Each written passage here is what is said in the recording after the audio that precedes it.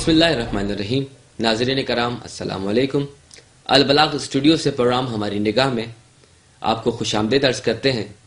آج کا ہمارا موضوع پاکستان میں عزاداری ہے، جس پر گفتگو کے لیے ہم نے پاکستان کے جید عالم دین مولانا شہنشاہ نقوی کو دعوت دی ہے. ہم مولانا صاحب کے تہہ دل سے شکر گزار ہیں کہ وہ یہاں تشریف لے کے آئے. پروگرام کا آغاز اس سوال سے کرتے ہیں کہ مکتب تشیع میں عزاداری کی اہمیت و افادیت کیا ہے. اس حوالے سے کچھ بیان فرمائیے. بسم اللہ الرحمن الرحیم. میں آپ کے ادارے کا، احباب کا اور رفقا کا شکریہ ادا کرتا ہوں کہ آپ نے مجھے یہاں دعوت دی اور قریب سے ملاقات کا اور کچھ گفتگو کرنے کا ایک ماحول فراہم ہوا، اور دعا گو ہوں کہ اللہ آپ کے اس خدمت کو قبول بھی فرمائے اور مزید توفیقات میں اضافہ فرمائے. عزاداری کی اہمیت کے بارے میں اگر بات ہوگی تو در حقیقت عزاداری کی اہمیت کو اگر یوں کہہ دیا جائے کہ دینداری کی اہمیت، اقدار کی اہمیت، تہذیب کی اہمیت اور دینی شعور کو بڑھانے کی اہمیت جو بھی ہے وہی عزاداری کی اہمیت ہے. کیونکہ عزاداری ایک وسیلہ اور ایک ذریعہ ہے کہ ہم اخلاقیات کو، تہذیبوں کو، اسلامی تمدن کو، اسلامی تعلیمات کو، قرآن کی تفسیر کو، اہل بیت کی سیرت کو، ہم اس کے ذریعے سے ہر زمانے میں، ہر سال، ہر کچھ مناسبتوں پر ہم عوام کے سامنے، لوگوں کے سامنے، قوموں کے سامنے اس کو پیش کر سکیں. لہذا جتنا خرچہ دین کے فروغ میں پروردگار عالم نے کیا ہے، مثلا حضرت موسیٰ کی حیات اللہ کو اتنی عزیز تھی کہ اس نے 70,000 بچے جب قربان کیے جا رہے تھے تو اللہ نے اسے برداشت کیا اور اتنا بڑا خرچہ ہونے دیا حضرت موسیٰ کی آمد پر. تو اسی طرح انبیاء کرام کو بھیجا، صعوبتوں اور مصیبتوں میں وہ وابستہ رہے، ان کے ساتھ مشکلات کا سامنا رہا، مگر اللہ نے وہ قبول کیا کہ نہیں، کسی طرح دینی اقدار کو ان کے ذریعے میں پہنچا سکوں. اور وہی سلسلہ چلتا ہوا سرکار کی زندگی تک آیا. نبی مکرم نے کتنی مصیبتیں اٹھائیں، مگر کیوں اللہ کو وہ گوارا تھا؟ اس لیے کہ کسی طرح اقدار، تہذیب اور انسانیت کو فروغ ملے. اور وہی کڑی ہے کربلا میں امام حسین کی قربانی کی. اور اب اس قربانی کی یاد اور اس تہذیب کی بقا کی خاطر جو رنگ ہمیں اہل بیت نے اور طریقہ اور ڈھنگ ہمیں اہل بیت نے دیا وہ عزاداری امام حسین اور امام رضا علیہ السلام، امام جعفر صادق علیہ السلام، خاص طور پر ائمہ عصمت و طہارت نے عزاداری کی اہمیت ہمیں اجاگر کر کے دی اور فرمایا کہ اس کی پر توجہ دیا. خود عزاداری کرتے تھے اور بھرپور اہتمام کے ساتھ عزاداری منعقد کرتے تھے. اور اس عنوان سے جب مجمع جمع ہو جاتا تھا، لوگ جمع ہو جاتے تھے، سنتے تھے مصائب کربلا کو، تو پھر وہاں در حقیقت اگر یہ تذکرہ ہو رہا ہے کہ حسین ابن علی کو سجدے میں شہید کر دیا گیا، ان کے سر اقدس کو جدا کر دیا گیا، تو یہ سجدے کا ایک پیغام ہے، عبادت کا ایک پیغام ہے، عبودیت کا ایک پیغام ہے. یا مثلا حضرت عباس علیہ السلام پانی لینے گئے، خود پیاسے تھے، پانی حاصل کرنے کے بعد بھی یوں نہیں پیا کہ میرے مولا پیاسے ہیں. یہ ایک عہد اور ایک وفاداری کا پیغام ہے. اگر ہم کربلا میں دیکھیں تو شہدائے کربلا ایک دوسرے پہ تقدم لینے کے لیے کہ نہیں پہلے میں جاؤں گا، اور ہر ایک شخص اور ہر ایک شہید یہ چاہتا تھا کہ وہ پہلے اپنی قربانی دے. تو یہ ایثار و فداکاری کا ایک پیغام ہے. ہمارے معاشرے میں جتنی بھی الجھنیں اور دباؤ اور تناؤ ہے، اس میں جن ہمیں اصولوں کی ضرورت ہے وہ سب کربلا میں جمع تھے، اور اس کی بحالی، اس کی یادآوری، اس کا تذکر. اور قرآن بھی کہتا ہے ذکر فإن الذکر تنفع المؤمنین، بار بار بولو، بار بار دہراؤ تاکہ مومنین کو اس سے فائدہ پہنچے. تذکر دینے سے فائدہ پہنچتا ہے، مومنین کے بھلے میں ہے، مومنین کے فائدے میں ہے. لہذا جب ان چیزوں کو بار بار دہرایا جاتا ہے تو خود بخود معاشرے میں ایک وہ جو میں عرض کروں کہ ہم مردے کا شانہ پکڑ کے ہلاتے ہیں کہ اسمع فہم یا اسمعی فہمی، تو میرا یہ کہنا ہے کہ یہ عزاداری در حقیقت زندوں کو اسمع فہم کہنے کا ایک مترادف ہے. اس لیے اس کی اہمیت یقیناً بہت زیادہ ہے. اور قرآن مجید کی بہت سی آیات ہیں جو ہمیں سہارا دیتی ہیں، ائمہ کی احادیث اور ائمہ کی روش ہے جو ہمیں عزاداری کی اہمیت پر اور اس کی افادیت پہ سہارا دیتی ہے. میں سمجھتا ہوں کہ عزاداری اگر نہ ہوتی تو اقدار کی بحالی اور تہذیب کی بحالی کا کوئی رستہ ہمارے پاس نہیں تھا. ہر علاقے کی اپنی الگ تہذیب و ثقافت ہے. ظاہر ہے کہ بر صغیر و پاکستان کی بھی اپنی الگ تہذیب و ثقافت ہے. اس خطے میں عزاداری کی ثقافت و تاریخ کے حوالے سے کچھ بیان فرمائیے. بر صغیر جب ہم پاکستان کی عزاداری کی بات کریں گے تو نہیں ہو سکتا کہ ہم اسے ایک بہت بڑے خطے کے اندر تصور نہ کریں، اور وہ خطہ ہمارا ہندوستان کا حصہ ہے، پاکستان ہے، بنگلہ دیش ہے، اور یہ ایریا جو بر صغیر کہلاتا ہے، اور ایک ایسا خطہ کہ جو کئی ممالک پر آج مشتمل ہے اور ماضی میں تقریباً ایک تھا. اس کی عزاداری کی تقریباً آپس میں مماثلتیں اور نزدیکیاں پائی جاتی ہیں. تو بر صغیر پاک و ہند کہہ لیجئے، اس میں عزاداری کا آغاز ہوا ہے بظاہر امام جعفر صادق علیہ السلام کے زمانے سے، کیونکہ حضرت عبداللہ شاہ غازی جن کا مزار کلفٹن کراچی کے ساحل پر، سمندر کے ساحل پر جو ہے ان کا مزار ہے، اور بہت ہی بارونق مزار ہے. ان کے بھائی جو افغانستان میں دفن ہیں، ان کے ایک اور بھائی جو منوڑا میں دفن ہیں، ان کے ایک اور عزیز جو جھمپیر ایک علاقہ ہے کراچی اور حیدرآباد کے درمیان، ٹھٹا اور کراچی کے درمیان، وہاں وہ دفن ہیں. یہ سادات کرام اور یہ جو اہل بیت کے گھرانے کی، کیونکہ یہ دور امام جعفر صادق کا دور ہے، حضرت عبداللہ شاہ غازی امام جعفر صادق کے زمانے کے ہیں، اور حتیٰ یہاں سے جو یہاں حاکم تھا اس نے امام جعفر صادق علیہ السلام کو خط لکھا کہ آپ کے خاندان کا ایک فرد یہاں اپنی بیعت لے رہے ہیں تو آپ ان کی تائید فرماتے ہیں. تو حضرت نے مقاتل الطالبین میں بھی روایت ہے کہ حضرت نے تائید فرمائی، حضرت نے فرمایا کہ وہ اپنے لیے بیعت نہیں لے رہے، وہ اپنی بیعت ہمارے لیے لے رہے ہیں، ہمارے لیے وہ ماحول اور جو ہے وہ حالات کو سازگار کر رہے ہیں. لہٰذا اہل بیت کی تائید بھرپور انہیں حاصل تھی. امام زادے بھی تھے، حضرت حسن مصنع کے جو ہے وہ پوتے تھے، حضرت نفس زکیہ کے بیٹے تھے، حضرت امام حسن کے پڑپوتے تھے، اور اس طرح سے حضرت عبداللہ اشتر جو ہے وہ پڑپوتے ہیں امام حسن مجتبی علیہ السلام کے. تو یہ دور بن رہا ہے امام جعفر صادق علیہ السلام کا. ان کے آنے پر اس خطے کے اندر عزاداری کا آغاز ہوا، اور اس کے بہت بعد میں جا کر ان بادشاہوں نے عزاداری کے حوالے سے، تعزیہ داری کے حوالے سے، بعض بادشاہوں کے بارے میں کہا جاتا ہے کہ انہوں نے تعزیوں کی رسم کا آغاز کیا، اگرچہ بعض کو اختلاف ہے ان باتوں سے، لیکن مجموعی طور پر عزاداری کا فروغ جو ہے وہ آغاز ہوتا ہے امام جعفر صادق کے زمانے سے، اور فروغ ملتا ہے جب ہمایوں کے دور میں ایرانی نسل فوجیوں کو مدد کے لیے ہندوستان بلایا جاتا ہے، اور ایرانی ایک بہت بڑی تعداد میں ہندوستان میں حکومت ہندوستان کی مدد کے لیے ہجرت کرتے ہیں. تو ان کے ہاں کیونکہ شاہ جہاں اور ہمایوں اور یہ دور جو ہے، ان میں کیونکہ یہ شیعہ تھے اور یہ عزادار تھے، ایرانی قوم جو تھی، تو وہاں انہوں نے اپنی عزاداری کا آغاز کیا. لہٰذا اگر آپ دیکھیں تو ہمارے ہاں نوحوں میں، مرثیوں میں فارسی کا استعمال، اور بہت ساری چیزوں میں، جیسے ایران میں شبیہ سازی تو بہت کثرت سے ہے، ہمارے ہاں اب بھی بعض چیزوں میں شبیہ سازی کا رواج ہے. قاصد صغرا بنایا جاتا ہے مثلا. اب علیحدہ بات ہے کہ مدینہ میں بی بی تھیں یا کربلا میں تھیں، ایک تاریخی بحث ہے وہ، لیکن مثلا بشیر ابن جزلم بنائے جاتے ہیں، وہ شبیہ بنائی جاتی ہے، اور وہ آ کر بیان دیتے ہیں کہ میں مدینہ میں رہنے کے قابل نہیں رہا. یہ انداز ایرانیوں کا انداز ہے جو ایران میں آج بہت زیادہ ہے. وہاں تو حضرت علی اکبر بھی بنائے جاتے ہیں، وہاں حضرت امام حسین بھی بنائے جاتے ہیں، وہاں یعنی ایک شبیہ بنا کر ایک منظر پیش کیا جاتا ہے اور لوگ اس کو دیکھ کے گریہ کر رہے ہوتے ہیں. ایران میں ہی نہیں، عراق میں بھی ایسا ہی ہے اور عرب ممالک میں بھی ایسا ہی ہے. تو اس سے ہٹ کر کے ہم ایک ماحول بنایا جاتا ہے، لوگ دیکھ کے اسے گریہ کر رہے ہوتے ہیں، اس غم کی فضا ہوتی ہے. ہمارے یہاں کیونکہ وہ رائج نہیں ہے، اس لیے ہمیں وہ بات اچھی نہیں لگتی ہمارے قوم کو، اور وہ کسی حد تک بات ٹھیک بھی ہے، لیکن بو آتی ہے ایک طریقوں میں. ہمارے یہاں بھی بعض علاقوں کے اندر وہ انداز اپنایا جاتا ہے جو ایران اور عراق کے اندر انداز ہے. تو یہ جب ایرانی ہندوستان میں آیا اور اس کے بعد یہ عزاداری وہاں پر اور بڑھی، یہاں تک کہ جو ہے وہ سندھ کے جو علاقے ہیں یا پنجاب کے کچھ علاقے ہیں، ان میں جو ہے وہ مرزا فیملیز جو تھیں اور تالپور فیملیاں جو تھیں، اور جو ہے وہ کسی حد تک جو ہے وہ یہ تقریباً آدھا پنجاب اور پورا سندھ، یہ سندھ کہلاتا تھا تقریباً. ملتان اور بہاولپور اور یہ ایریے جو تھے یہ سندھ کا حصہ تھا ماضی کے اندر.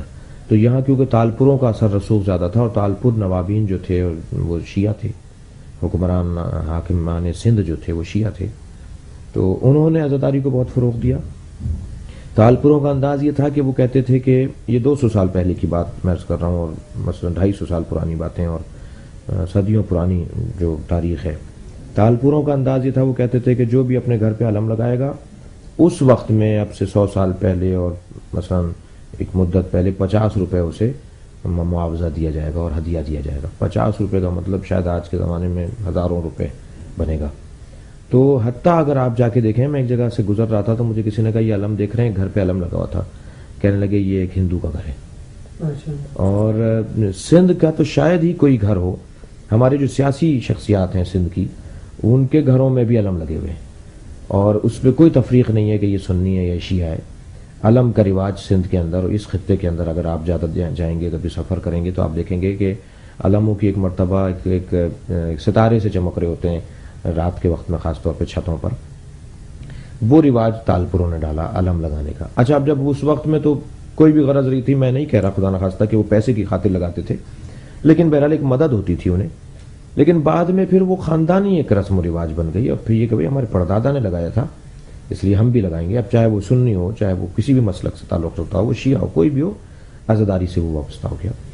خاص طور پہ اس خطے کے اندر ایک بڑی تعداد ہے کہ جو رسماً غیر شیعہ ہیں مگر عقیدتاً ان میں عزاداری اور امام حسین کی یاد مجالس جو ہے وہ برپا ہوتی ہے، منعقد کرواتے ہیں، نیاز نظر کرواتے ہیں۔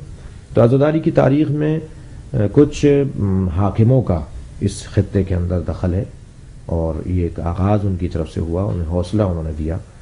اور اگر ماضی میں جائیں تو حضرت عبداللہ اشتر، حضرت عبداللہ شاہ غازی کا زمانہ کہہ سکتے ہیں کہ وہ آغاز عزاداری بر صغیر کے اندر شمار کی جائے گی۔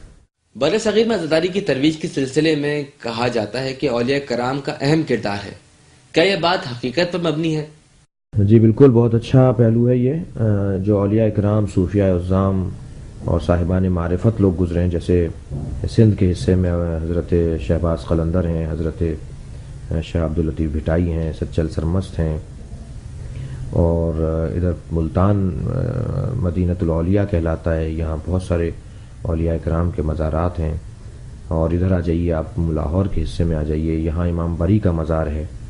یہ جو شخصیات، یا ہندوستان میں خواجہ جو ہے وہ معین الدین چشتی رحمۃ اللہ علیہ کا مزار ہے اجمیر شریف میں، دہلی میں جو ہے وہ نظام الدین اولیاء کا مزار ہے، اسی طرح اور پورے بر صغیر کے اندر جو شخصیات کے مزار ہیں، ان سب کے اگر آپ کلام اٹھا کر دیکھیں، ان سب کے اگر آپ، کیونکہ یہ شاعر بھی ہوتے تھے، ظاہر عارف اور صوفی جو ہے وہ جب تک اپنے معشوق سے بات نہ کر لے، اللہ سے دل سے بات نہ کر لے اور گہرائی قلب سے بات نہ کرے، اس وقت تک اس کا سلسلہ مکمل نہیں ہوتا۔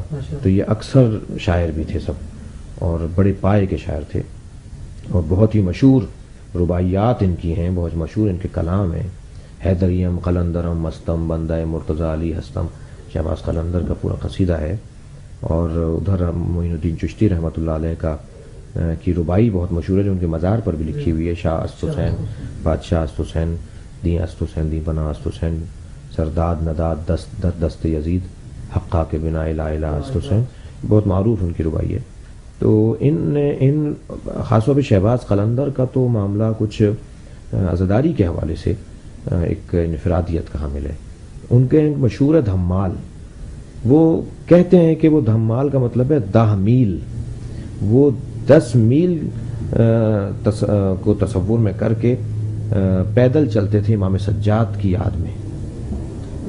جی وہ دھمال جو ہے، وہ دھمال ہو گیا، جو دھمال مشہور ہے وہ اس کی بزرگ کہتے ہیں۔ میں بہرحال بہت ساری چیزوں کو تو ایک جو سلسلے سے سمجھ میں بھی آتی ہیں بعض باتیں، تو وہ 10 میل ہے شاید، کہ جو وہ 10 میل تک وہ پیدل چلتے تھے ماتم کی نیت سے اور امام کی یاد میں۔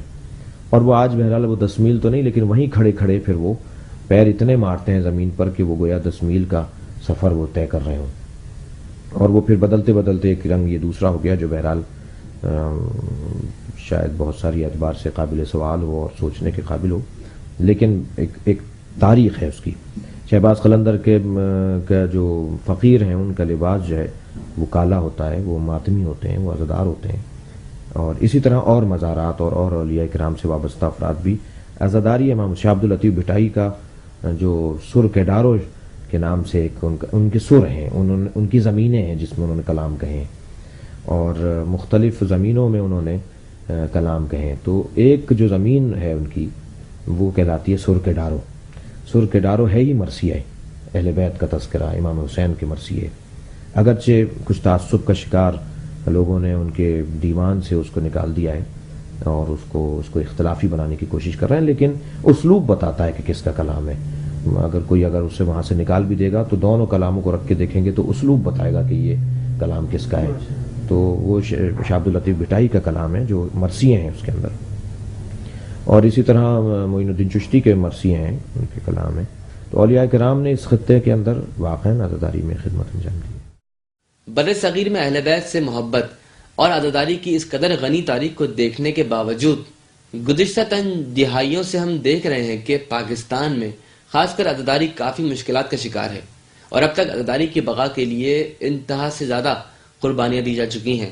آخر ایسا کیا ہوا کہ اولیاء کرام کے اس عظیم دور کے بعد آج ہم یہاں پر آ کھڑے ہوئے ہیں؟ اس بارے میں وضاحت فرمائیے۔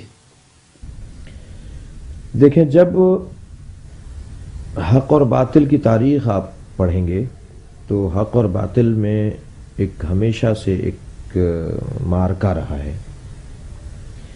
اور شکلیں بدلتی رہی ہیں، صورتیں بدلتی رہی ہیں، جسے علامہ اقبال نے بھی بہت اچھے انداز سے کہا ہے کہ حقیقت ابدی ہے مقام شبیری، بدلتے رہتے ہیں انداز کوفی و شامی۔ تو جو حق کی شکل ہے اور حق کا موٹو لوگو ہے، جو اس کا ایک نعرہ ہے، وہ تو ایک ہی رہتا ہے کہ اللہ کی بندگی اور شیطان کی اطاعت سے خروج اور باہر نکلنا، اور معاشرے کو جو ہے وہ امن و سکون کا پیغام دینا، یہ حق کا ایک نعرہ ہے، اور جو ہمیشہ سے حضرت آدم کی صورت سے لے کر امام حسین تک اور پھر آج بھی وہ سلسلہ جاری ہے۔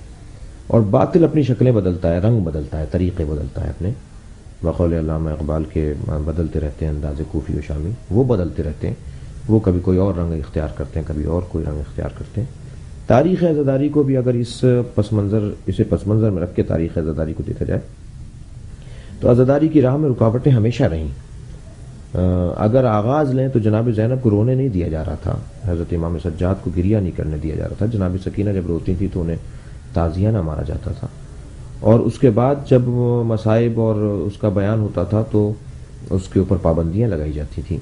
رنگ کیوں؟ اس لیے کہ یہ وہ ذکر تھا کہ اس کو سن کے لوگ اہل بیت سے، تو کیونکہ اللہ نے محبت، کیونکہ امام سجاد کوفے کے دربار، شام کے دربار میں یزید سے جو آپ نے خطاب کیا ہے اور مجمع سے جو خطاب کیا، اس میں آپ نے جو فرمایا کہ اللہ نے ہمیں 7 کمالات اور 6 فضیلتیں دی ہیں، ان میں ایک کمال یہ حضرت نے اپنا ذکر کیا ہے کہ ہمارا یہ کمال ہے کہ اللہ نے مومنین کے دلوں میں ہماری محبت کو اللہ نے ڈالا ہے۔ تو یہ جو مومنین کے دل میں اہل بیت کی محبت ہے، اس کی وجہ سے مجمع آ جاتا ہے، اس کی وجہ سے لوگ سننا چاہتے ہیں کیا ہوا، بار بار سننا چاہتے ہیں، اور جب اہل بیت کے مصائب کا ذکر ہوتا ہے اور لوگ اس کو سن کے متاثر ہوتے ہیں تو وہ بات پھیلتی ہے اور ظالم کے خلاف ایک دیوار سی بننے لگتی ہے۔ تو ظالم ہمیشہ چاہتا ہے کہ عزاداری کو روکے۔ ایک تو یہ پہلو ہے کہ آپ دیکھیے صدام کے زمانے میں عراق میں عزاداری کو روکا گیا، ان عرب ممالک کے اندر عزاداری کے اوپر پابندی ہے، میں بعض ممالک کے نام نہیں لیتا لیکن آپ محسوس کر رہے ہیں کہ کیا ہو رہا ہے دنیا میں۔ اور یہاں پاکستان کے اندر اور بر صغیر کے اندر کیونکہ اکثریت سنی شیعہ مسلمانوں کی ہے، اور سنی بھی وہ اکثریت میں ہیں کہ جو اہل بیت سے وابستہ ہیں، اہل بیت کی محبت کو ترجیح دیتے ہیں دیگر شخصیات کی محبت کے اوپر، اور تفضیلی مسلمان ہیں بر صغیر کے اندر، انڈیا اور پاکستان میں، بنگلہ دیش اور ان علاقوں میں۔ تفضیلی مسلمان کا مطلب یہ ہے کہ وہ اہل بیت کو فضیلت دیتے ہیں دیگر شخصیات کے اوپر۔ تو یہاں کیونکہ اقدار اور تو دشمن نہیں چاہتا کہ یہ چیز مزید باقی رہے، چنانچہ انقلاب اسلامی ایران کے بعد جب ایک اہل بیت کے کردار کی صرف خوشبو نہیں بلکہ اہل بیت کے کردار کی جھلک اور اہل بیت کی تعلیمات کا پیغام دنیا میں عام ہونے لگا، اور امام خمینی رحمۃ اللہ علیہ کے کہنے کے مطابق کہ ہم نے جو کچھ کیا ہے وہ محرم و سفر سے کیا ہے، تو یہ طے ہو گیا کہ عزاداری نے یہ منزل ہمیں دے دی کہ ہم ایک دنیا میں تبدیلی لا سکتے ہیں.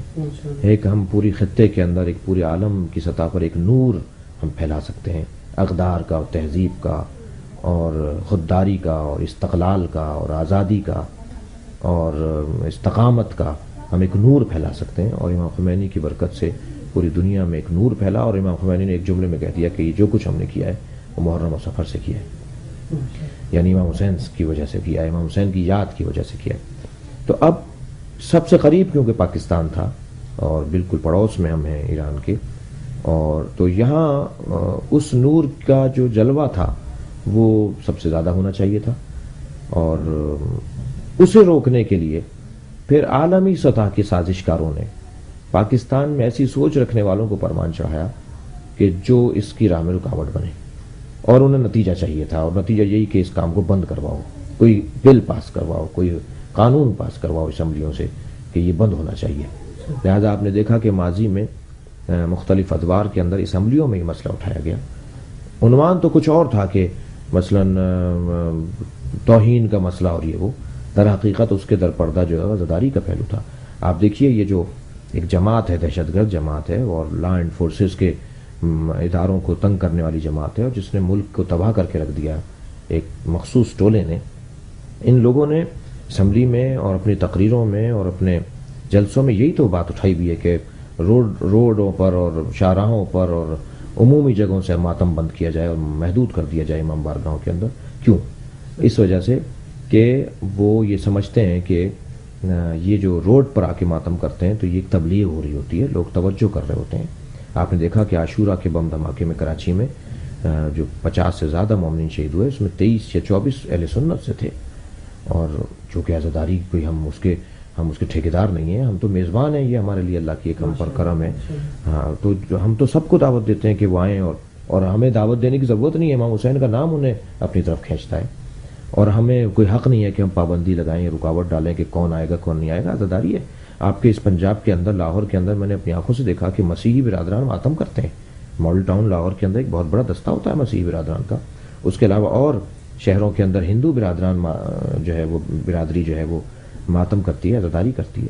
تو یہ اس کو کیسے روکیں گے؟ یہ اس لیے کہ یہ تشیع کا مسئلہ تو نہیں ہے، یہ مسئلہ تو ایک درد کا ہے، ایک دل کا ہے، ایک عشق کا مرحلہ ہے. تو کوئی بھی ایسا کر سکتا ہے. تو اب انہوں نے کیا کہا کہ روڈ سے روکو. روڈ سے روکنے کا مطلب ہے کہ وہ اور جماعتوں کو اور قوموں کو اور جو ہے وہ ادیان رکھنے والوں کو روک دیا جائے. ٹھیک ہے. لہٰذا ایک سازش ہوئی پاکستان کے اندر، اور انہوں نے اپنے طور پہ بہت کوشش کی، مگر میں تو ایک تشبیہ دوں گا، وہ یہ کہ وہ ایک جنازہ ہے جسے لیے پھر رہے ہیں، مگر کوئی کاندھا دینے والا انہیں اب مل نہیں رہا. اور انشاءاللہ یہ اپنے باطل خیالات اور اپنے توقعات پر پورا نہیں اتر پائیں گے. اور اللہ نے وعدہ کیا ہے کہ واللہ متم نور، اللہ اپنے نور کو مکمل رکھے گا. عزاداری کے خلاف سازشوں کی بھرمار اور ظلم و فاقیت کی لمبی داستان کے باوجود مومنین کی استقامت اور لبیک یا حسین کی صداؤں کے بارے میں آپ کیا کہیں گے؟ میں تو سلام پیش کروں گا عزاداروں کو. ہمیں تو بہرحال بڑے اجتماعات کے اندر ایک حفاظتی ایک حلقے میں لے جایا جاتا ہے، ہمارے ساتھ لوگوں کی محبت کا اظہار ہو رہا ہوتا ہے اور لوگ ہمارا احترام کر رہے ہوتے ہیں.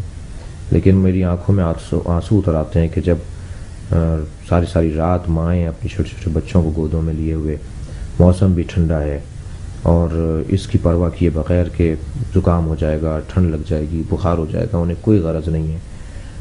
میں صبح عاشور کی مجلس کے لیے جب نشتر پارک میں پہنچا تو ساری رات سے لوگ وہاں روڈوں پر بیٹھے ہوئے تھے چھوٹے چھوٹے بچوں کو لیے ہوئے، جیسے مینا اور عرفات کا منظر سا مجھے وہاں اس علاقے میں نظر آ رہا تھا. نشتر پارک کے روڈز جو اس کے ساتھ میں ہیں اور شاہراہوں پر، اور لوگ چٹائیاں بچھائے ہوئے انتظار میں تھے کہ مجلس کب شروع ہوگی.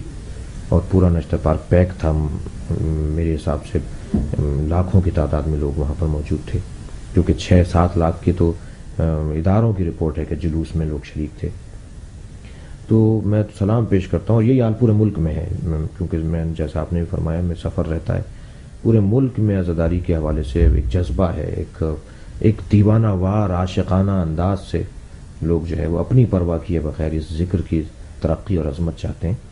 تو سلام ہے ان لوگوں کو اور عزاداروں کو. یہ اللہ کا کام ہے. اس کے پیچھے ایک روحانی طاقت یادگار فرمائیں. یہ جو حوصلہ ہے یہ خود سے نہیں ہے، یہ اللہ کی تائید شامل حال ہے. امام حسین چاہتے ہیں کہ ایسے رہے. امام زمانہ شریک ہوتے ہیں ان ہماری غم کے مجالس میں، اور خود وارث اعزا ہیں وہ، اور ہم انہی کو پرسہ پیش کر رہے ہوتے ہیں. اس سال جو ہوا، پہلی محرم کو 2 اسکاؤٹ شہید ہوئے. پاک حیدری اسکاؤٹ کا ایک جو ہے وہ سینئر اظہار رضا اور جعفری، اور بوتراب کے زین علی محمود جو چکوال سے اصالتاً تھے، ان کا جنازہ بھی چکوال میں آیا، اور فیملی وہیں سیٹل تھی مگر آبائی شہر ان کے جنازے کو لے کر آئے. ان دونوں شہیدوں کی وجہ سے پورے ملک میں ایک جذبہ ایجاد ہوا کہ تم 2 مارو گے، ہم اس کے 100 برابر قربانی دینے کے لیے تیار ہیں. اور خود نشتر پارک کی مرکزی مجلس میں اور کراچی کی دیگر تمام مجالس میں، ایک جگہ علامہ حسن ظفر صاحب خطاب فرما رہے تھے، ایک جگہ علامہ طالب جوہری، ذکی باقری صاحب، عقیل الغربی صاحب، علامہ صاحب جو ہندوستان سے تشریف لاتے ہیں. یہ جتنے بھی وہاں بڑی مجالس ہو رہی تھی، ان ساری مجالس کے اندر ایک مجمع تھا اور توقع سے زیادہ لوگوں کی شرکت تھی. جلوس 9 محرم میں، عاشورہ میں ایک، تو میں یہ سمجھتا ہوں کہ ان 2 شہیدوں نے یہ سمجھ رہے تھے کہ ہم ان کو کچھ حملہ کریں گے، ماریں گے تو یہ لوگ کم ہو جائیں گے اور ہم اپنے ہدف میں پورے ہو جائیں گے. بے وقوف. ہمیں تو شاید جو ہے نا وہ اللہ کا ایک یہ بھی شکر ادا کرنا چاہیے کہ اللہ نے ہمیں جو دشمن دیا ہے وہ ایسا دیا ہے کہ جس کے پاس سمجھ نہیں ہے، سوچ نہیں ہے. ہاں، وہ سمجھ رہا ہے کہ وہ یہ کر کے ہمیں روک دے گا، وہ الٹا ہو جاتا ہے. اس میں ایک اور تازگی آ جاتی ہے، ایک اور توانائی بحال ہو جاتی ہے.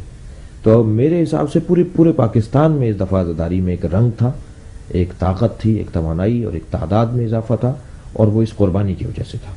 اور یہ سوائے غیبی مدد کے سمجھ میں نہیں آتا، کہ کیونکہ اللہ چاہتا ہے کہ ہمیں باقی رکھے، اور ہمارے ذریعے سے یہ اہل بیت جو اللہ کے ارادہ ہیں، اللہ کا ارادہ ہے اہل بیت، اور اللہ ان کے ذریعے سے دنیا کو بنا رہا ہے، بنائی ہے اور قائم رکھے گا. انہی کی وجہ سے دنیا بنی ہے، انہی کی وجہ سے اللہ قائم رکھے گا اور قائم ہے. ہم ان کا کیونکہ نام لینے والے ہیں تو خود بخود اللہ کو ہم سے محبت ہے، کیونکہ اور حدیث بھی ہے کہ جسے اللہ چاہتا ہے اس کے دل میں حسین کی محبت ڈال دیتا ہے. تو کیونکہ جس کے دل میں بھی حسین کی محبت ہے گویا اللہ اسے چاہ رہا ہے. تو یہ اللہ کا ارادہ ہے. انشاءاللہ یہ عزاداری اور اسی طرح اپنی منزل کی طرف رواں دواں رہے گی، اور صاحب الزمان کے حوالے، اس وارث اعزا کے حوالے اس پورے نظام کو کیا جائے گا، اور پھر جہاں تک ہمارا فریضہ بنتا ہے اس کو ادا کرتے رہیں گے. کیونکہ ماضی کا تذکرہ ہو رہا ہے، تو اسی زمین میں 2 سال پہلے کراچی میں جو بم دھماکہ ہوا اور مومنین لاشیں اٹھاتے رہے، لیکن علم پاک کو ہرگز جھکنے نہ دیا اور جلوس کو جاری رکھا. اس حوالے سے اس استقامت کے بارے میں آپ کیا کہیں گے؟ دیکھیے، یہ جلوس نشتر پارک سے نکل کر بولٹن مارکیٹ تک پہنچا تھا، اور ڈین سہال، بولٹن مارکیٹ، یہ ان علاقوں میں تھا کہ یہ دھماکہ ہوا. اور 4:00 کا یہ وقت تھا کہ جب یہ عصر عاشور کا عین شہادت امام حسین کا وقت. یہ بھی ایک دشمن کی ناکامی اور ہماری فتح ہے کہ ہمارے پر حملہ بھی کیا جا رہا ہے. یہ پہلے بھی کر سکتے تھے، یہ بعد میں بھی کر سکتے تھے حملہ. یہی جگہ جہاں انہوں نے بم رکھا تھا، یہ کہیں آگے رکھ دیتے تو یہ مغرب کا وقت ہو جاتا، یہ کہیں پہلے رکھ دیتے تو یہ مثال کے طور پہ 12 بجے اور 1 بجے کا وقت ہو جاتا. لیکن عین شہادت کے وقت ان کا تو خیال نہیں ہوگا کہ یہ کریں گے، لیکن ہمیں یہ سعادت ملی کہ ہمارے شہیدوں کو یہ سربلندی ہوئی ان کی کہ وہ اس وقت میں جامع شہادت میں مشورہ کر رہے ہیں، عین عاشورہ کے دن جو امام کی شہادت کا وقت ہے. یہ اللہ کا کام ہے کہ ان کے عقلوں پر پردہ کہ تمہیں تو یہ کرنا ہے کرو، لیکن میں ان کو سعادت دے دوں گا کہ ان کو عین اس وقت میں شہادت کا جام. کوئی بعید نہیں ہے کہ امام حسین خود انہیں آغوش میں لینے کے لیے وہاں موجود رہے ہیں. اور اس وقت میں جب دھماکہ ہوا اور 50 سے زیادہ لوگ شہید ہوئے اور سینکڑوں کی تعداد میں زخمی ہوئے، وہ منظر بڑا عجیب ہے کہ علموں نے ایک جھٹکا تو کھایا، کیونکہ اٹھانے والوں کو بہرحال ایک دھکا تو لگا، مگر کسی نے علم گرنے نہیں دیا. آپ تصویریں اٹھا کے دیکھ لیجئے، ویڈیو وہاں کی اکثر اب بھی ٹیلی ویژن مختلف نجی چینل دکھاتے ہیں، کوئی علم گرا نہیں. یہ ضرور ہوا کہ وہ تھوڑا تیز چلے لیکن گرنے نہیں دیا. ذوالجناح جو وہاں تھا، شبیہ ذوالجناح امام حسین، جو سواری امام حسین کی جو شبیہ وہاں تھی، وہ زخمی ہو گیا تھا. آخری جگہ تک، یعنی حسینیہ ایرانیان تک، جہاں جلوس جا کے ختم ہوتا ہے، وہاں تک وہ ذوالجناح چلتا رہا. اور اس کو تکلیف کے باوجود اس نے اپنے آپ کو اظہار نہیں کیا. جانور ہے بہرحال، یہ بھی ایک جذبے کی بات. بہرحال علم کتنے نہیں دیے، جلوس ویسے ہی رواں دواں رہا. اور ان لوگوں نے، اور جب بھی ان سے میں کچھ زخمیوں سے ملنے گیا، شہیدوں کے گھر جانے کی توفیق ہوئی، تو ان لوگوں سے جب ملاقات ہوئی تو ایک حوصلہ تھا، ایک ہمت تھی ان لوگوں میں، اور ایسا لگتا تھا جیسے جو رہ گئے وہ ناکام رہے اور جو چلے گئے وہ کامیاب رہے. تو ایک خاص امنگوں کے ساتھ انہوں نے اپنی قربانی پیش کی. اور میں نے جیسا عرض کیا کہ ان میں ایک تعداد برادران اہل سنت کی تھی جو عزادار تھے، اور جو اپنی نظر اور منتیں بڑھانے کے لیے جلوس اعضاء میں عاشورہ کے دن شریک ہوتے ہیں. اس سے پہلے 8 محرم کو بھی دھماکہ ہوا تھا، اس میں بھی کچھ لوگ زخمی ہوتے. اس سے پہلے 9 محرم کو بھی دھماکہ ہوا تھا کراچی میں. یہ 3 دن مسلسل رہا، یہ بڑا ہوا دھماکہ. اور پھر چہلوں پہ جو ہوا، اور پھر ہسپتال میں جب لوگ گئے تو وہاں دھماکہ ہوا اور ہسپتال میں لوگ شہید ہوئے. تو یہ جو مسلسل اس سال میں ایک ہی ایام اعزاء کے اندر یہ 2 حادثات واقع ہوئے، پیش آئے، تو یہ جو ہے وہ عزاداری کی تاریخ پاکستان میں، پاکستان کی تاریخ عزاداری میں ایک منفرد باب ہے.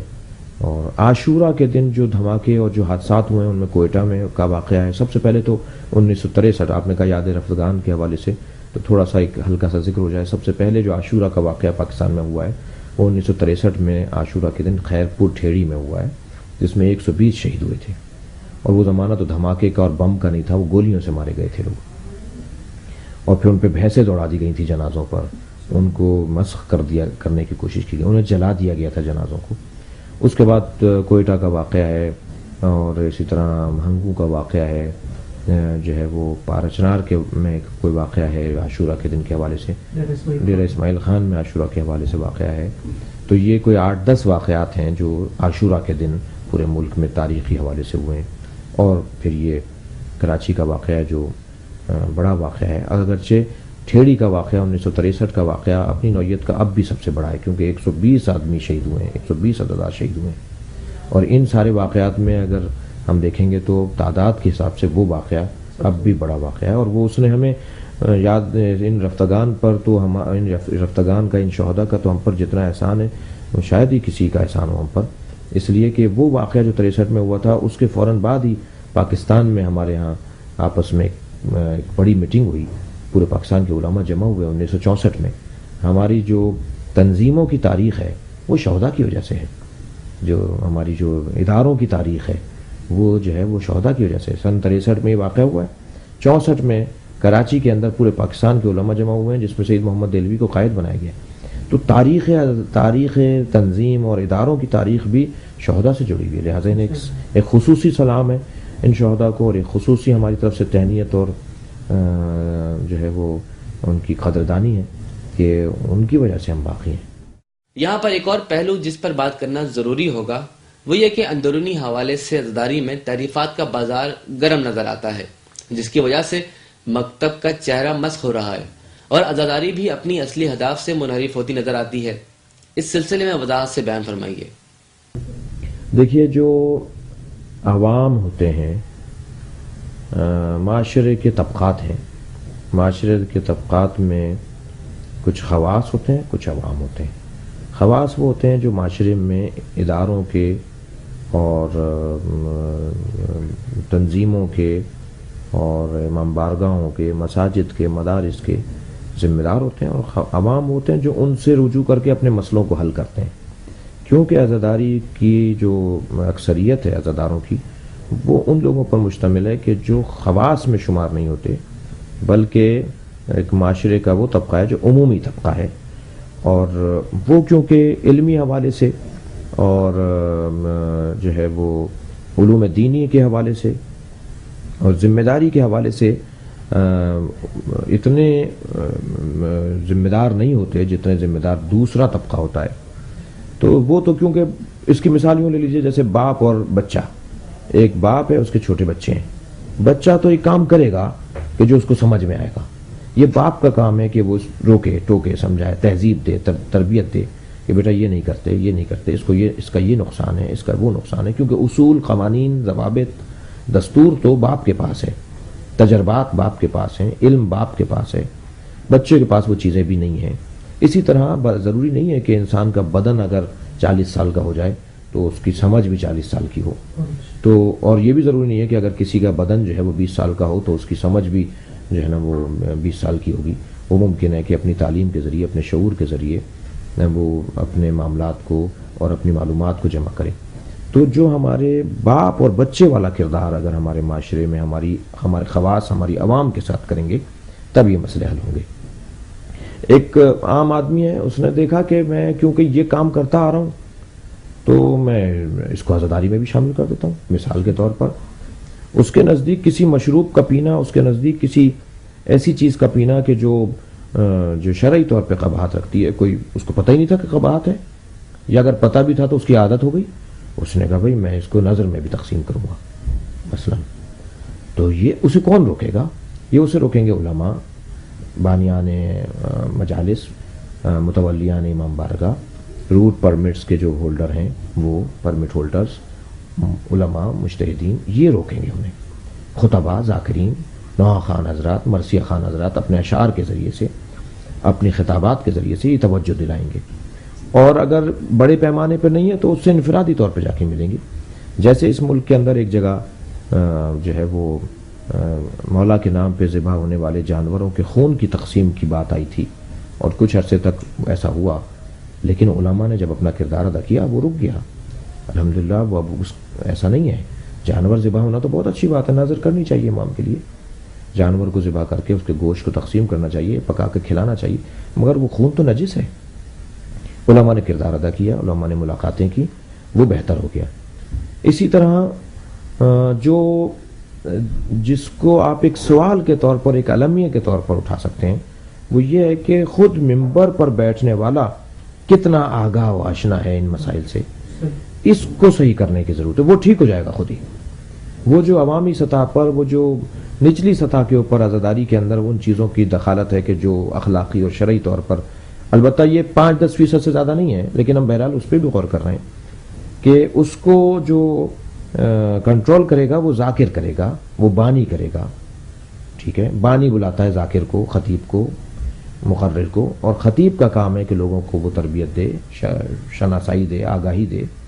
تو اس پر توجہ دینے کی ضرورت ہے کہ ہر کام میں جو ہے نا آپ ٹیکنک کا استعمال رکھتے ہیں، ہر کام میں آپ میرٹ کی بات کرتے ہیں، ہر کام میں آپ معیار کی بات کرتے ہیں، ممبر پر بھی آپ کو معیار کی بات کرنی چاہیے کہ ممبر پہ وہ شخص آ کے بیٹھے کہ جو معیار رکھتا ہو، جس نے کہیں پڑھا، کیوں کیا بیان کرنے آ رہا ہے۔ سوال میں اپنے محترم سننے اور دیکھنے والوں سے مثلا ان کے ذریعے سے سوال کرتے ہیں کہ وہ کیا سننے آ رہا ہے، وہ امام حسین کو سننے آ رہا ہے نا، تو امام حسین تو ایک امام ہے، امام تو ایک ہادی برحق ہیں، امام تو ناطق قرآن ہے، امام تو اللہ کے نمائندے ہیں، تو اس کو امام کی زندگی کے بارے میں، امام کے جو انداز کے بارے میں معلومات ہونی چاہیے، اور وہ ایسا نہ ہو کہ کہیں امام کے خلاف ہی وہاں بات کر کے چلا جائے، امام کے اقداء اور امام کے پیغام کے خلاف وہاں بول کر چلا جائے۔ تو ہمیں بٹھانے سے پہلے، بلانے سے پہلے بانی کو اور جو ہے وہ محتمم کو یہ سوچنا ہوگا کہ میں کسے بلا رہا ہوں۔ اگرچہ 100% اہلیت تو اہل بیت رکھتے ہیں، ان کے علاوہ 100% اہلیت کسی کے پاس نہیں ہے، مگر بہتر سے بہتر۔ اور میں ایک پیغام یہ بھی دوں گا کہ جو ہمارے خطباء و ذاکرین اور مقررین ہیں، ان کے لیے ان کو ہٹانے کی ضرورت نہیں ہے کہ صاحب آپ فلاں طبقے کو ہٹا کر اور فلاں کو لے کر آئیں، اور فلاں حلیہ رکھنے والے اور فلاں لباس رکھنے والوں کو ممبر بھی اٹھایا جائے، اور جو فلاں لباس نہیں پہنتے، لباسوں سے ہم دھوکہ نہیں کھائیں۔ یہ میں ایک پیغام بھی ہے آپ کی خدمت میں عرض کروں گا آپ کے ذریعے سے کہ مثلا یہ لباس میں پہنے بیٹھا ہوں، میں اس کو دیکھ کر کہیں بس یہ آدمی ٹھیک ہے، لباس کو ٹھیک کہہ رہے ہیں نا، پھر تو آپ اب اندر کیا ہے اس کے تو آپ کو معلوم ہی نہیں ہے۔ تو یہ بھی معیارات نہیں ہونے چاہیے کہ صاحب مثال کے طور پر، لیکن اگر کوئی یہ لباس نہیں پہنے ہوئے ہے، کوئی اور لباس پہنے ہوئے، شیروانی ٹوپی پہنے ہوئے ہے، ٹھیک ہے، عام حلیے میں ہے، لیکن وہ پڑھا لکھا ہے، شرط کیا ہونی چاہیے، بحث عنوان کیا ہونا چاہیے کہ اس کی تعلیم کتنی ہے، اس نے کتنا دین کو سمجھا ہے، اتنا کتنا کردار کے باب میں اور کردار کی دنیا میں وہ کتنا عمل پیرا رہتا ہے۔ تو اگر ایک آدمی جو امامے میں نہیں ہے، ابا میں نہیں ہے، مگر سادہ لباس میں، شیروانی ٹوپی میں، اور مگر وہ با کردار ہے اور با علم ہے، اسے ممبر پہ بیٹھنا چاہیے، وہ پیغام دے وہاں سے بیٹھ کر۔ لہذا اصل بحث محتوا کی ہونی چاہیے، مواد کی ہونی چاہیے، علم کی اور کردار کی ہونی چاہیے۔ اور دعویٰ میں نے عرض کیا کہ اہل بیت کے علاوہ کوئی دعویٰ نہیں کر سکتا، طہارت کا دعویٰ کردار کا دعویٰ اہل بیت کے علاوہ کوئی نہیں کر سکتا، لیکن بہتر سے بہتر کی تلاش، با کردار با علم سے کی تلاش، اگر ہم نے یہ مسئلہ حل کر لیا تو خود بخود ہماری جو چھوٹی الجھن ہے وہ دور ہو جائیں گی۔ ہم مولانا حجت الاسلام والمسلمین شہنشاہ نقوی کے تہ دل سے ممنون و مشکور ہیں کہ انہوں نے وقت نکالا اور ہمارے اسٹوڈیو میں تشریف لائے۔ اسی کے ساتھ ہی ہم آپ سے اجازت چاہیں گے۔ اللہ حافظ۔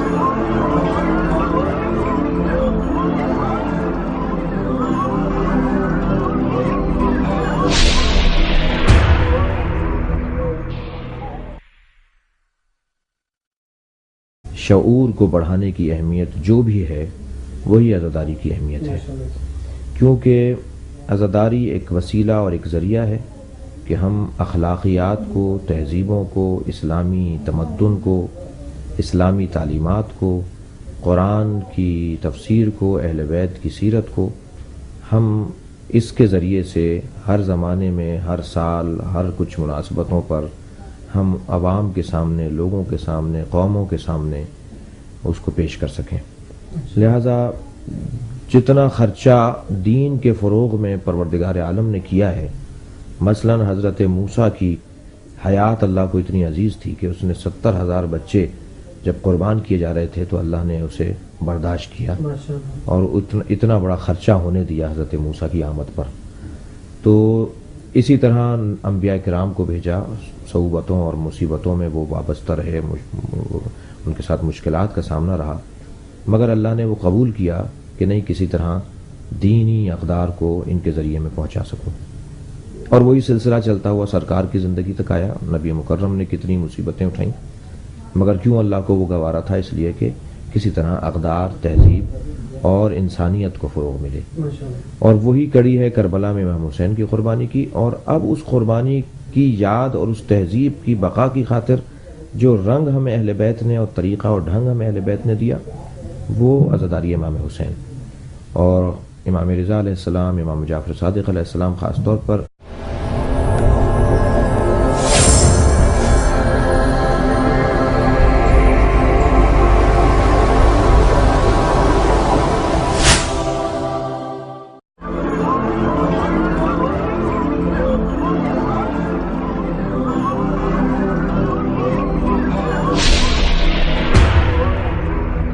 بسم اللہ الرحمن الرحیم۔ ناظرین کرام السلام علیکم۔ البلاغ اسٹوڈیو سے پروگرام ہماری نگاہ میں آپ کو خوش آمدید عرض کرتے ہیں۔ آج کا ہمارا موضوع پاکستان میں عزاداری ہے، جس پر گفتگو کے لیے ہم نے پاکستان کے جید عالم دین مولانا شہنشاہ نقوی کو دعوت دی ہے۔ ہم مولانا صاحب کے تہ دل سے شکر گزار ہیں کہ وہ یہاں تشریف لے کے آئے۔ پروگرام کا آغاز اس سوال سے کرتے ہیں کہ مکتب تشیع میں عزاداری کی اہمیت و افادیت کیا ہے؟ اس حوالے سے کچھ بیان فرمائیے۔ بسم اللہ الرحمن الرحیم۔ میں آپ کے ادارے کا، احباب کا اور رفقا کا شکریہ ادا کرتا ہوں کہ آپ نے مجھے یہاں دعوت دی اور قریب سے ملاقات کا اور کچھ گفتگو کرنے کا ایک ماحول فراہم ہوا، اور دعا گو ہوں کہ اللہ آپ کے اس خدمت کو قبول بھی فرمائے اور مزید توفیقات میں اضافہ فرمائے۔ عزاداری کی اہمیت کے بارے میں اگر بات ہوگی تو در حقیقت عزاداری کی اہمیت کو اگر یوں کہہ دیا جائے کہ دینداری کی اہمیت، اقدار کی اہمیت، تہذیب کی اہمیت اور دینی، یہ کہنا ہے کہ یہ عزاداری در حقیقت زندوں کو اسماء فہم کہنے کا ایک مترادف ہے، اس لیے اس کی اہمیت یقیناً بہت زیادہ ہے، اور قرآن مجید کی بہت سی آیات ہیں جو ہمیں سہارا دیتی ہیں، ائمہ کی احادیث اور ائمہ کی روش ہے جو ہمیں عزاداری کی اہمیت پر اور اس کی افادیت پہ سہارا دیتی ہے۔ میں سمجھتا ہوں کہ عزاداری اگر نہ ہوتی تو اقدار کی بحالی اور تہذیب کی بحالی کا کوئی رستہ ہمارے پاس نہیں تھا۔ ہر علاقے کی اپنی الگ تہذیب و ثقافت ہے، ظاہر ہے کہ بر صغیر و پاکستان کی بھی اپنی الگ تہذیب و ثقافت ہے۔ اس خطے میں عزاداری کی ثقافت و تاریخ کے حوالے سے کچھ بیان فرمائیے۔ بر صغیر جب ہم پاکستان کی عزاداری کی بات کریں گے تو نہیں ہو سکتا کہ ہم اسے ایک بہت بڑے خطے کے اندر تصور نہ کریں، اور وہ خطہ ہمارا ہندوستان کا حصہ ہے، پاکستان ہے، بنگلہ دیش ہے، اور یہ ایریا جو بر صغیر کہلاتا ہے، اور ایک ایسا خطہ کہ جو کئی ممالک پر آج مشتمل ہے اور ماضی میں تقریباً ایک تھا۔ اس کی عزاداری کی تقریباً آپس میں مماثلتیں اور نزدیکیاں پائی جاتی ہیں. تو بر صغیر پاک و ہند کہہ لیجئے، اس میں عزاداری کا آغاز ہوا ہے بظاہر امام جعفر صادق علیہ السلام کے زمانے سے، کیونکہ حضرت عبداللہ شاہ غازی جن کا مزار کلفٹن کراچی کے ساحل پر، سمندر کے ساحل پر جو ہے ان کا مزار ہے اور بہت ہی بارونق مزار ہے. ان کے بھائی جو افغانستان میں دفن ہیں، ان کے ایک اور بھائی جو منوڑا میں دفن ہیں، ان کے ایک اور عزیز جو جھمپیر ایک علاقہ ہے کراچی اور حیدرآباد. ائمہ عصمت طہارت نے عزاداری کی اہمیت ہمیں اجاگر کر کے دی اور فرمایا کہ اس کی پر توجہ دیا. خود عزاداری کرتے تھے اور بھرپور اہتمام کے ساتھ عزاداری منعقد کرتے تھے، اور اس عنوان سے جب مجمع جمع ہو جاتا تھا، لوگ جمع ہو جاتے تھے، سنتے تھے مصائب کربلا کو، تو پھر وہاں در حقیقت اگر یہ تذکرہ ہو رہا ہے کہ حسین ابن علی کو سجدے میں شہید کر دیا گیا، ان کے سر اقدس کو جدا کر دیا گیا، تو یہ سجدے کا ایک پیغام ہے، عبادت کا ایک پیغام ہے، عبودیت کا ایک پیغام ہے. یا مثلا حضرت عباس علیہ السلام پانی لینے گئے، خود پیاسے تھے، پانی حاصل کرنے کے بعد بھی یوں نہیں پیا کہ میرے مولا پیاسے ہیں. یہ ایک عہد اور ایک وفاداری کا پیغام ہے. اگر ہم کربلا میں دیکھیں تو شہدائے کربلا ایک دوسرے پہ تقدم لینے کے لیے کہ نہیں پہلے میں جاؤں گا، اور ہر ایک شخص اور ہر ایک شہید یہ چاہتا تھا کہ وہ پہلے اپنی قربانی دے. تو یہ ایثار و فداکاری کا ایک پیغام ہے. ہمارے معاشرے میں جتنی بھی الجھنیں اور دباؤ اور تناؤ ہے، اس میں جن ہمیں اصولوں کی ضرورت ہے وہ سب کربلا میں جمع تھے، اور اس کی بحالی، اس کی یادآوری، اس کا تذکر. اور قرآن بھی کہتا ہے ذکر فإن الذکر تنفع المؤمنین، بار بار بولو، بار بار دہراؤ تاکہ مومنین کو اس سے فائدہ پہنچے. تذکر دینے سے فائدہ پہنچتا ہے، مومنین کے بھلے میں ہے، مومنین کے فائدے میں ہے. لہذا جب ان چیزوں کو بار بار دہرایا جاتا ہے تو خود بخود معاشرے میں ایک وہ جو میں عرض کروں کہ ہم مردے کا شانہ پکڑ کے ہلاتے ہیں کہ اسماء فہم یا اسماعی فہمی، تو میرا بات کے درمیان ٹھٹا اور کراچی کے درمیان وہاں وہ دفن ہے. یہ سادات کرام اور یہ جو اہل بیت کے گھرانے کی، کیونکہ یہ دور امام جعفر صادق کا دور ہے، حضرت عبداللہ شاہ غازی امام جعفر صادق کے زمانے کے ہیں، اور حتیٰ یہاں سے جو یہاں حاکم تھا اس نے امام جعفر صادق علیہ السلام کو خط لکھا کہ آپ کے خاندان کا ایک فرد یہاں اپنی بیعت لے رہے ہیں تو آپ ان کی تائید فرماتے ہیں. تو حضرت نے مقاتل الطالبین میں بھی روایت ہے کہ حضرت نے تائید فرمائی، حضرت نے فرمایا کہ وہ اپنے لیے بیعت نہیں لے رہے، وہ اپنی بیعت ہمارے لیے لے رہے ہیں، ہمارے لیے وہ ماحول اور جو ہے وہ حالات کو سازگار کر رہے ہیں. لہٰذا اہل بیت کی تائید بھرپور انہیں حاصل تھی. امام زادے بھی تھے، حضرت حسن مصنع کے جو ہے وہ پوتے تھے، حضرت نفس زکیہ کے بیٹے تھے، حضرت امام حسن کے پڑپوتے تھے، اور اس طرح سے حضرت عبداللہ اشتر جو ہے وہ پڑپوتے ہیں امام حسن مجتبی علیہ السلام کے. تو یہ دور بن رہا ہے امام جعفر صادق علیہ السلام کا. ان کے آنے پر اس خطے کے اندر عزاداری کا آغاز ہوا، اور اس کے بہت بعد میں جا کر ان بادشاہوں نے عزاداری کے حوالے سے، تعزیہ داری کے حوالے سے بعض بادشاہوں کے بارے میں کہا جاتا ہے کہ انہوں نے تعزیوں کو کی رسم کا آغاز کیا، اگرچہ بعض کو اختلاف ہے ان باتوں سے، لیکن مجموعی طور پر عزاداری کا فروغ جو ہے وہ آغاز ہوتا ہے امام جعفر صادق کے زمانے سے، اور فروغ ملتا ہے جب ہمایوں کے دور میں ایرانی نسل فوجیوں کو مدد کے لیے ہندوستان